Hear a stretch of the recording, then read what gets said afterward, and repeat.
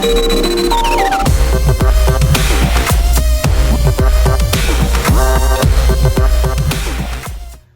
do some painting. So here's what we're going to need. Some QUICKSILVER Chrome with the 4258 gloss black base. These, you don't have to get in the 32 ounces. I think they, you can get them 2 and 4 ounce bottles. You need them in smaller because this chrome goes a long way. We're going to need some tape. Right here I have different sizes of some FBS tape. And then a wider masking.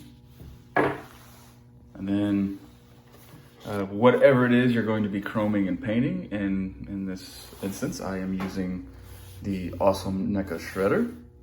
You will need a little paper towel.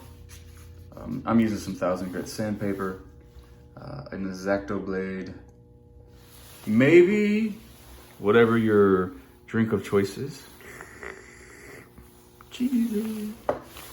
And for this process, it's very important because it's not a brush process. You're going to need an airbrush. I use the Watt Eclipse on this one, and you'll need a hose and your compressor. You can, whatever airbrush you use, this is compatible with it. So let's get started. First things first, when you're dismantling your figure, especially like great thing with NECA stuff, you can use some hot water. I mean, hands are made to be interchangeable, so you can remove the hands pretty easy. The head is on a double ball joint, so it came off easy.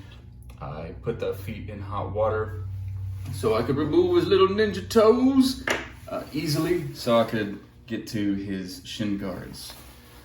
And then this right here on his helmet, as you can see, it has a spot there, and I just, again, hot water to soften up the glue and pull it out. When I put it back on, I'll have to do a little cleaning.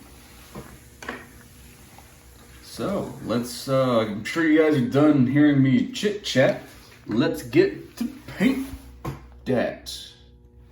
Yeah, sorry, full of dad jokes, even though I'm not a dad. All right, everyone, so first things first, even though I'm going to be focusing on this piece, I wanted to address this mold line. There's a little bit of a line there where the mold came together. There it is.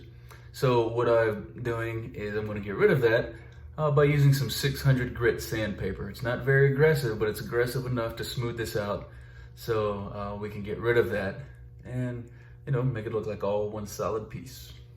Just lightly sand. You don't want to dig into it.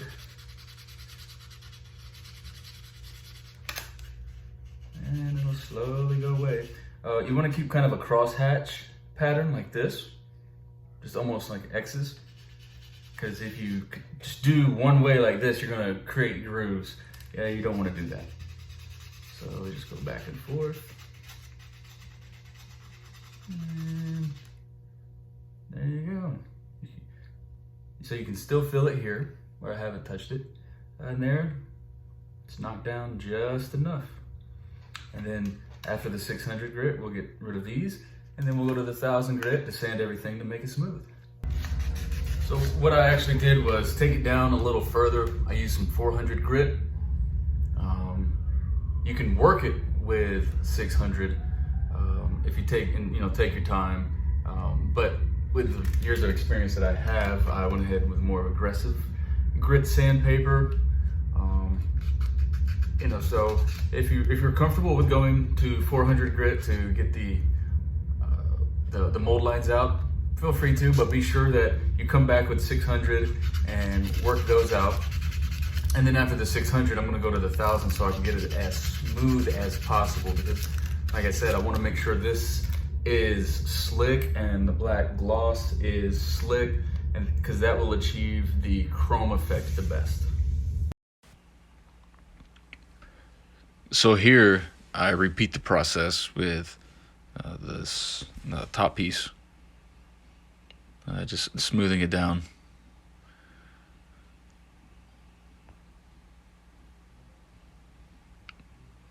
Looks like I should be a DJ. Chicka chicka, sand and shredder. Yeah, so the trick with the gloss is you just need to make sure your base is as smooth as possible. Like I've actually used this chrome on a bumper type thing that was fiberglass and had a gloss, like automotive gloss clear coat, and then sprayed the chrome on top of that, and it really looked like a mirror. So with the gloss black that comes from Createx, there's no need to reduce. You spray it right out of the bottle. And as always, light multiple coats. You know that you don't want to run it, and you just want it to lay as smooth as possible. You don't want to like bury the water that evaporates from it, or solvent, but well, not solvent on this case, but you know, water, but solvent with other things that you paint too.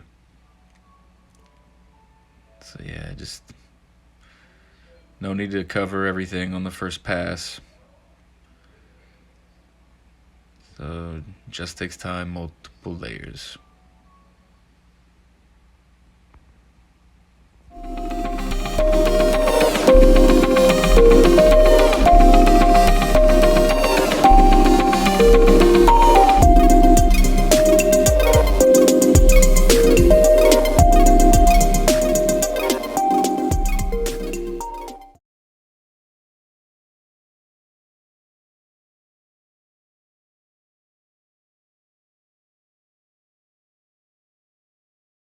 So at this point, I've built up enough layers. You know, you want to do multiple light layers to get it acclimated to the surface so it doesn't run. And it's recommended that you wait about 30 minutes or so with this black base. As you can see, it's got a nice little gloss to it, which will add to the cool chrome effect that we're going for. With the chrome, I mentioned before, the glossier the base, the brighter the chrome. So this is really glossy. Not quite as glossy as if I was to use an automotive clear, which will be a later video. But for shredder, because this helmet's not like bright automotive chrome, it's like forged with metal and polished, it's going to add that perfect look that we're going for. So you know you got about 30 minutes to kill to let this dry and set up. Do whatever you want. Cool, so now that I've given this plenty of time to dry, it's probably been a good hour, let's go ahead and throw the chrome on it. Not literally, like, but like just an airbrush. Remember to shake it up. So when I say this stuff goes far, I mean, you can see it's not really that much in there because we're gonna dust it. So here we go. I'm gonna try to do this where you guys can see it. And I can't really look at the camera when I do it. So remember just to barely, you're just gonna dust on there and build up in layers.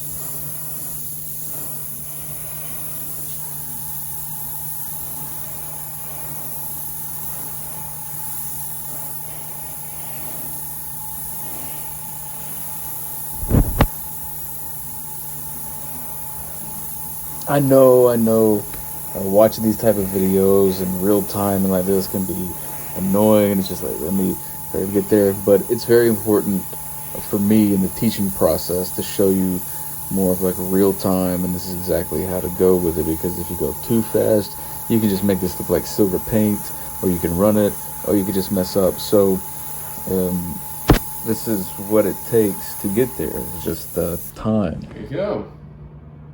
Look at that. And then afterwards, we'll wait about 30 minutes or so, and we'll use a little buffing, like a microfiber, and we'll buff this. Give it a nice little polish. So I'm happy with the outcome of how the chrome looks at this point, as you can see.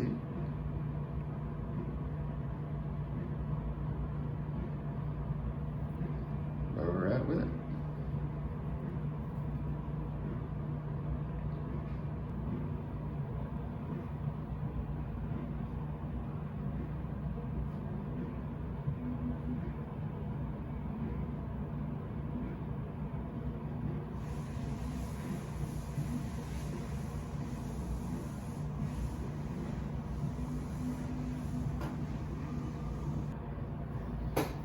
So yes, for reference, I've chromed every piece of shredder, and I barely used anything. I don't even think half of what I had in there. But then, just a light little buff after it's dry, do a little test area, make sure you're good. And then just a little bit of buff. All that does is help get the dust off of the chrome after you've dusted it on.